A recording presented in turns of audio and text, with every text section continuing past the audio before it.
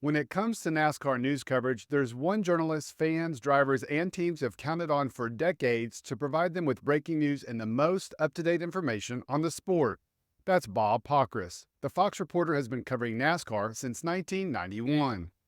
This year, however, he found himself in the news when he was right there in the middle of the melee at North Wilkesboro, when Ricky Stenhouse Jr. threw the first punch against Kyle Busch. This week, Pockrass joined me and we talked about what happened after the All-Star race, how he embraced the situation. Plus, we talked about the top news stories of the day, including Bubba Wallace's penalty, why Chase Elliott didn't receive one, Hailie Deegan losing her ride and her prospects for the future, and Kevin Harvick's harsh criticism of electric vehicles potentially racing NASCAR in the future. And now I'd like to welcome to the channel Fox Sports' Bob Pockrass. Hey, Bob, thanks for joining me today on the channel. Thanks for having me, Kyle. Absolutely. So obviously today is a big news day and a couple fronts. Silly season with Noah going to FRM, but let's go back to Bubba Wallace and the penalty that NASCAR handed down today. I know there's a lot going on, people talking about it on social media. There's some confusion as to why Bubba was penalized when Chase wasn't. There are other examples from the past given. So kind of give me your assessment on why NASCAR handed the $50,000 penalty to Bubba today. Well, they handed Bubba a $50,000 penalty, which is the same penalty they handed to Daniel Suarez last year when he hit Alex Bowman on pit road. I thought this was a little bit less than what Daniel Suarez did. When Daniel Suarez hit Bowman on pit road, there were officials there standing in the middle of pit road, not right next to the car, but within enough vicinity that thought was a dangerous situation. So I thought Bubba might be getting more closer to a $35,000 or $25,000 fine rather than $50,000. But I certainly think it was justified. He hit Bowman pretty hard, knocked the wheel out of his hand. His car hit the wall, and the beef was from the start of the race, even before the red flag. So it was certainly something that he had time to think about. Chase Elliott isn't fined for running into Daniel Suarez. It looked, and I've only seen a in-car view. I haven't seen another view that might tell me something different. It didn't look as egregious as Bubba's hit. It looked like he kind of tapped him, brake checked him a little. It appears that Suarez's hands didn't come off the wheel while Bowman's did. It looked maybe more like Martin Truex Jr.'s tap of Denny Hamlin after Richmond, where he wasn't fined. I'm a little bit surprised NASCAR didn't fine Chase maybe just because of the optics of it all. The fact that you had two situations, they were a little bit different, but you're kind of making these judgment calls. I almost kind of expected Bubba to get, like a $35,000 fine and maybe Chase 15 to 20, as a way to acknowledge that, hey, we don't want this going on. But there was kind of two, some people say they were very different and some people would just say they were somewhat different. So, but I think NASCAR is trying to find that line, and it's tough, when after a race, you don't mind somebody maybe just giving somebody a tap. The other thing is, on the Chase Elliott situation, which you could argue is that, on that last lap, he dumped Suarez, or he hit Suarez, who hits Keselowski. Suarez comes back and takes care of business on the last lap. So Chase is in the moment angry, right? He's kind of almost making that anger known right after it happens, while Bubba's again was, hours before. But I think NASCAR could have saved itself a lot of headache and would have been justifiable in giving Chase Elliott a fine, but just less of a fine than Bubba Wallace. Yeah. Do you think though, with the precedent they've set here with Bubba, and I know consistency has been an issue with NASCAR, and I've covered it for a few years compared to you, and it just seems like consistently inconsistent is always what's going on. Do you feel like this might be NASCAR upping its enforcement game and saying, all right, after the race, despite not penalizing Chase, they've put themselves in a really big predicament here that they are going to start monitoring post-race behavior. And if guys are dooring in each other, which I know Dale Jr. said has been going on for years, and it has, but now they've made a mark. They said, all right, this is the line in the sand. And so if you cross it, so do you think they might be upping their enforcement game? I think so. And the thing is that, Bubba looked like he hit Bowman pretty hard and didn't do any damage to the car. Right. But if that's an Xfinity car, it does a lot of damage. Right. So again, how do you balance all that?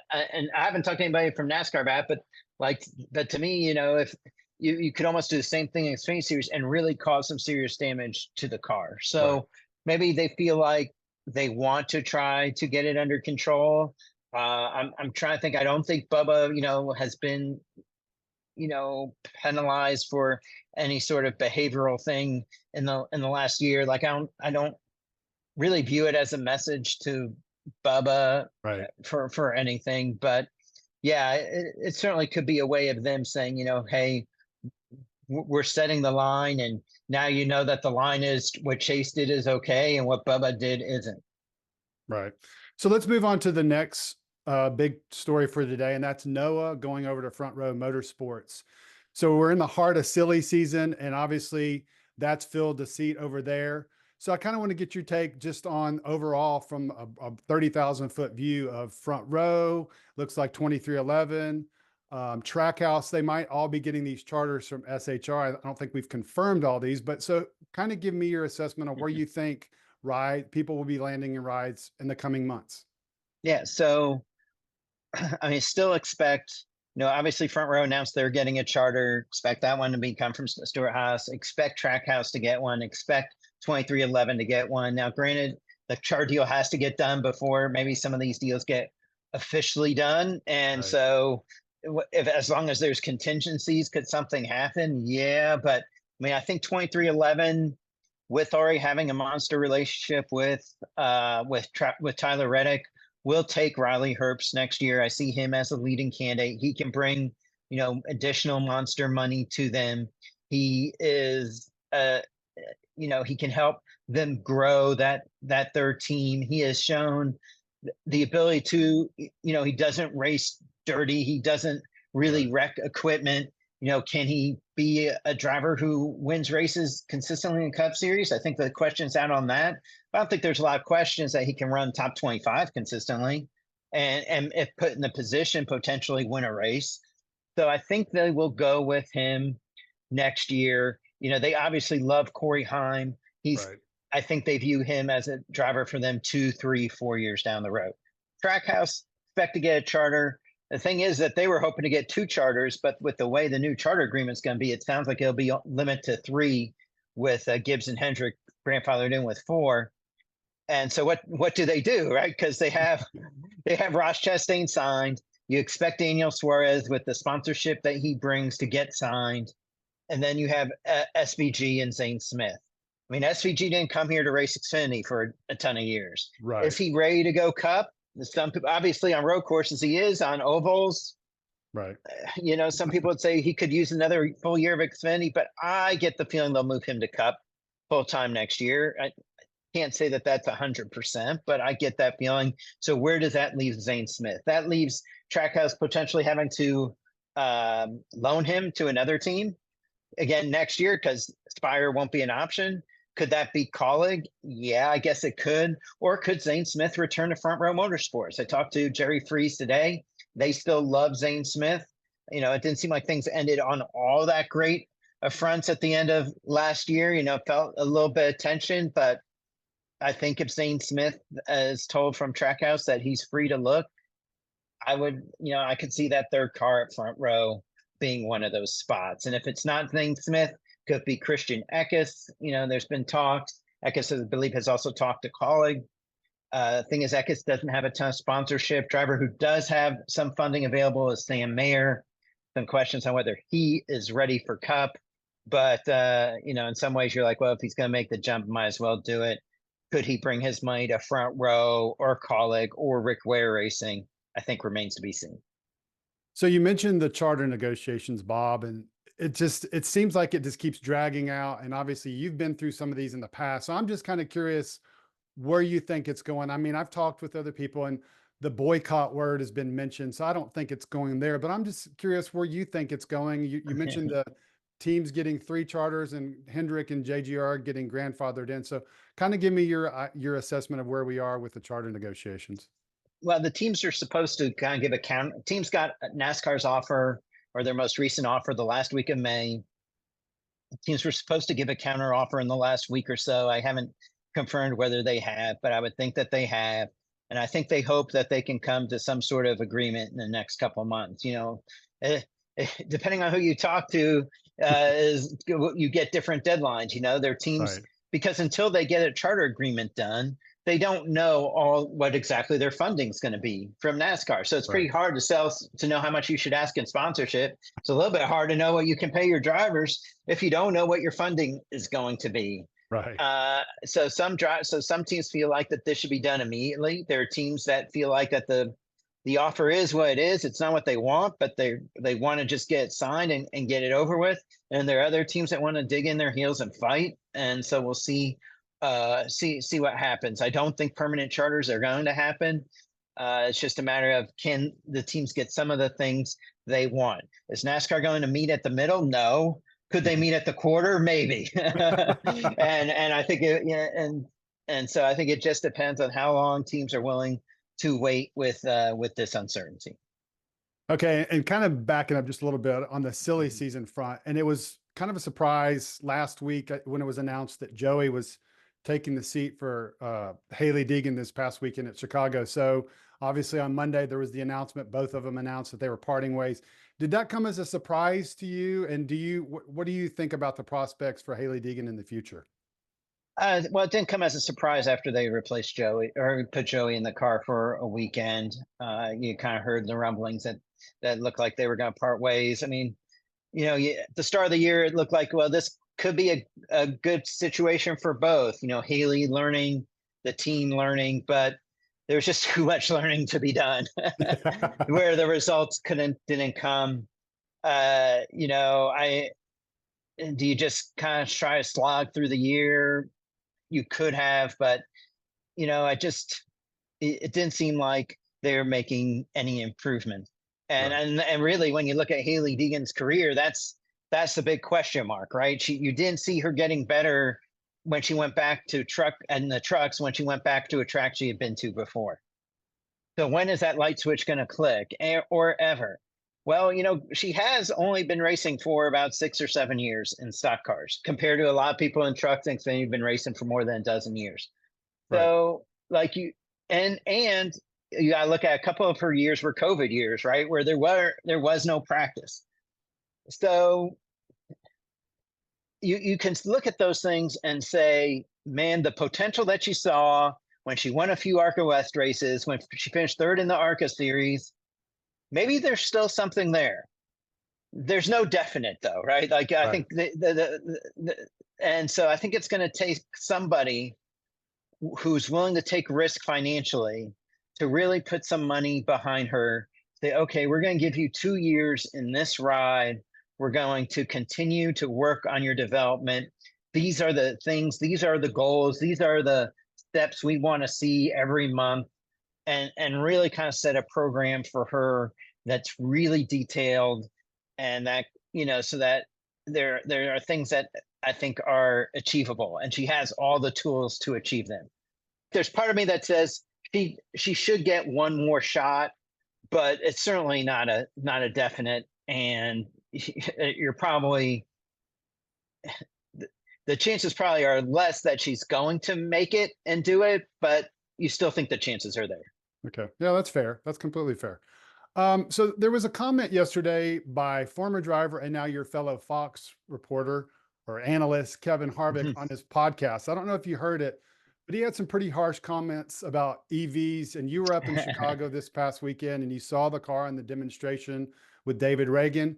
I'm just curious because I actually asked Chase Elliott at New Hampshire a couple weeks ago about the future of NASCAR, and I had no intent of talking about electric racing, and he brought it up. So Kevin's remarks were really harsh and like saying EVs are over and done, and the numbers just clearly don't bear that out. So I'm just curious, you've had conversations with NASCAR and the future of it and electric racing. So where do you see it going? It's a great question. I mean, the hard part is as I think Kevin mentioned, 3 or 4 years ago, this is really where the manufacturers were going. It takes NASCAR a few years to develop a car. They Right. got it done, and now are the manufacturers shifting to either hybrid and or hydrogen technology. They're going to go wherever the manufacturers go. And if the manufacturers ditch EV, NASCAR will ditch EV. If the manufacturers still try to want an EV and sell a lot of electric vehicles, then I think NASCAR makes an electric vehicle series. Now, is that the Xfinity series? Is that what it turns into? I mean, I could see it. I'm not going to say it's going to happen, but I could see it.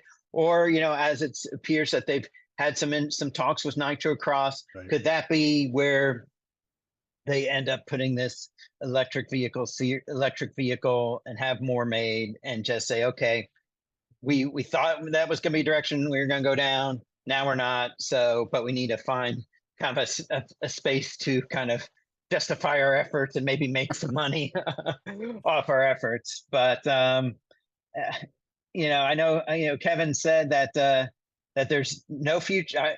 He said pretty much said there was no future in EVs. He wants sound. I think you can create sound, and the hard part is if I can't tell you where the car manufacturer auto industry will be in 5 to 10 years. Right. And if electric vehicles somehow make a comeback, then I bet it comes back on NASCAR's radar a little bit more. Right. That's what I was thinking, because the numbers show that the worldwide sales have continued to increase this year. I think they're going to be 16.6 million versus 13.7. So they're going up. So it's not going away. I know that much. All right, Bob, last question for you. And I know as a reporter, you don't like being part of the story, but I want to go back to May and the All-Star race. And you found yourself in the middle of that chaos at the end.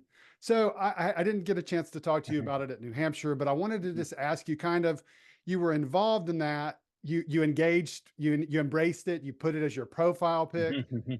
There was this shirt made by John Hunter Nemechek. So just kind of tell me, did you have a conversation with Kyle and Ricky about it afterward? And then talk to me about the sales of that shirt, because I know on John Hunter Nemechek's site, it says it's sold out. So all the proceeds were going to charity. Kind of talk to me about the proceeds. So I mean, I haven't really talked to them about it. I have a camera like that's on a little stabilizer. And so what happened when Kyle Busch got pushed into me, I guess from Ricky or somebody else, that camera flipped around and caught my face. Right. So there was no, I wasn't trying to catch my face. I didn't even know it was there. I think when I sent it to, I just sent the raw feed right to Fox because I knew they wanted to get as much on as possible. And considering Ricky had invited us over, he had pretty much said after his wreck, when I said, how are you going to handle it? He goes, well, I guess you're just going to have to watch. Right. Well, we went and watched. I took that as an invitation. So, we don't use any images of the fight on the shirt. It's just images of me. John Hunter Nemechek made the shirt. He said, what do I think? I said, be fine. I think he's going to give his half to charity to MS.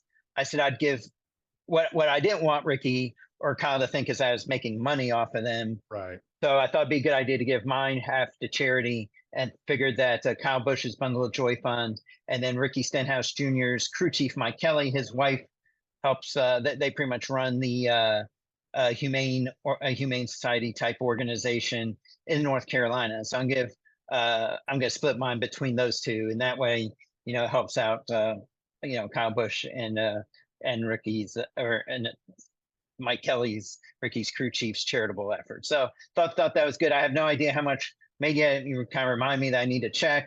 I think they sold about 250 T-shirts. Right. So and then they shut it down. I think to get them printed. I don't know if we're going to print any more.